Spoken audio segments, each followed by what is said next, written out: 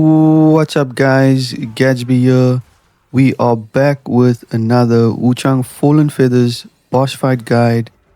And if you're like me and you just reached the final boss fight in Wuchang Fallen Feathers, I'm going to show you the winning formula that I use to be able to beat this boss with ease. I'll start off by just showing you a couple of the attacks that you can expect from this boss during the first and second phase of the fight, and how you can easily handle these attacks. Now, a few key things going into this fight. Number one being, you want to go into the fight with the ethereal form spell equipped. And the reason for this is that the ethereal form will make your character automatically dodge the boss's attacks, and it will kind of give you an advantage and more leeway in terms of you not having to dodge yourself, and you can focus more on offense while attacking the boss when the ethereal form is active. The weapon of choice going into this fight was the lashing whip. The reason I chose this weapon over the dual blades, the one-handed sword or the axe is just because of the way it extends when you do light attacks.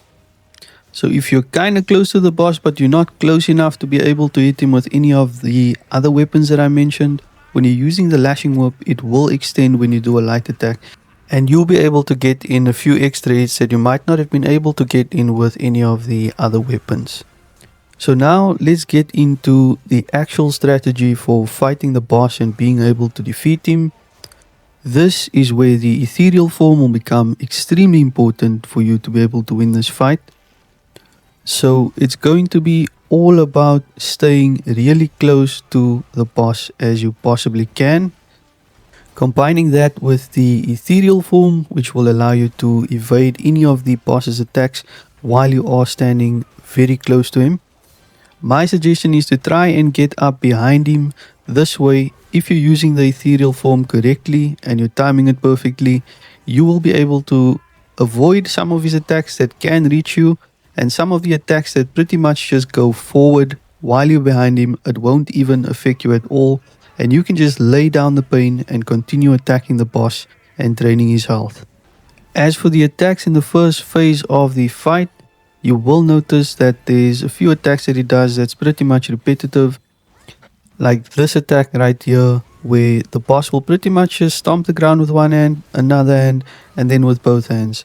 Another one of the attacks that you can expect would be this flyby that he does. He will go up into the air and he will fly by once. He will do another flyby, and then on the third flyby that he's going to do now, he will come down and stomp onto the ground. Then there is this attack where he will pretty much do a spinning attack once and then another spinning attack, and then this attack with the sword right there.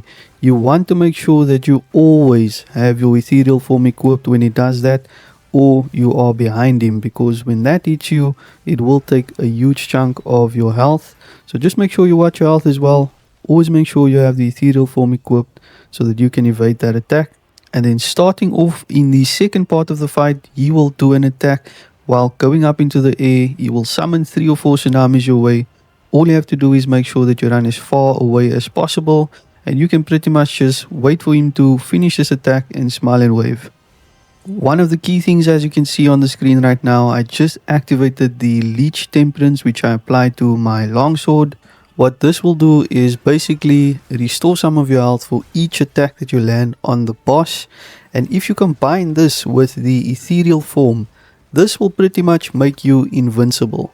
And just to demonstrate the power of the ethereal form and also timing it correctly, you will see now the boss will attack me with a flurry of different attacks, and he is going to miss every single one of it because the ethereal form basically makes my character dodge it automatically.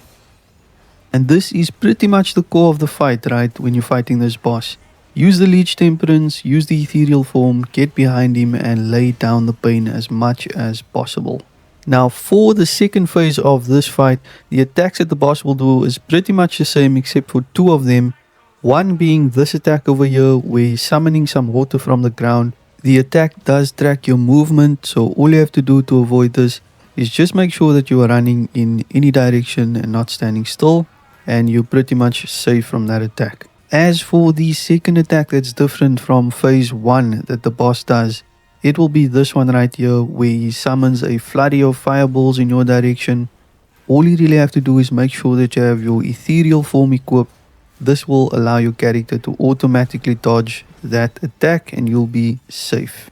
As I approach the end of the fight here, a few key things just to reiterate would be: number 1, always make sure you have your ethereal form active as soon as it does become available. When you hit the enemy with one light attack, your ethereal form will immediately become available, or if you successfully dodge one attack, you will gain Skyborn Might and your ethereal form will become available to use again. Number 2, make sure you have the Leech Temperance equipped to your blade for the second part of the fight. This allows you to regain some of your health.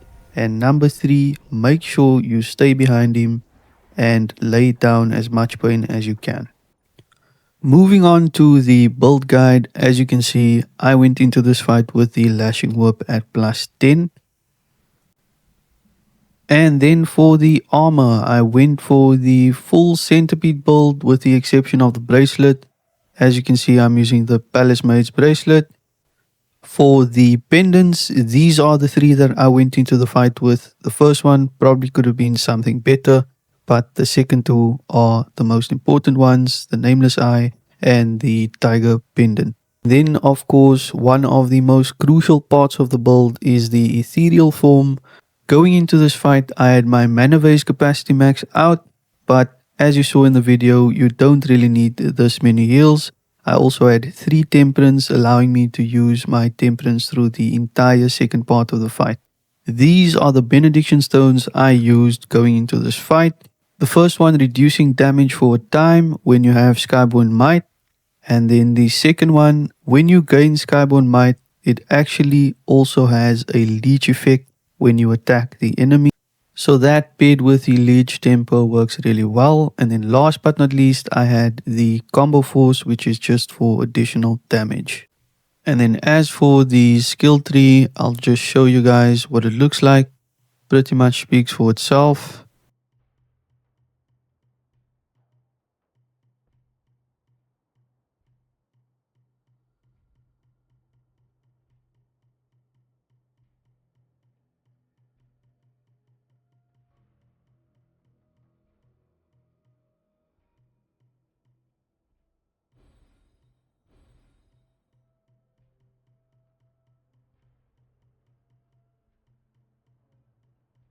And finally, another key part of the build would be your temper. And for the Bone Needle, you want to equip the Bone Needle Leech, which will allow you to get some health back when you attack enemies. You also want to make sure that going into this fight, you've got the Everlight Stone Needle continuity equipped. It will increase the duration of your temperance, allowing you to leech for a little bit longer during the fight. Also had the Plum Stone Needle equipped, which basically increases your attack power even more when you have the temperance activated. And that wraps up today's guide video, guys, for the final boss fight in Wuchang Fallen Feathers. If you enjoyed this video and you found it helpful, please like and subscribe. Thank you so much for watching and stay tuned for more.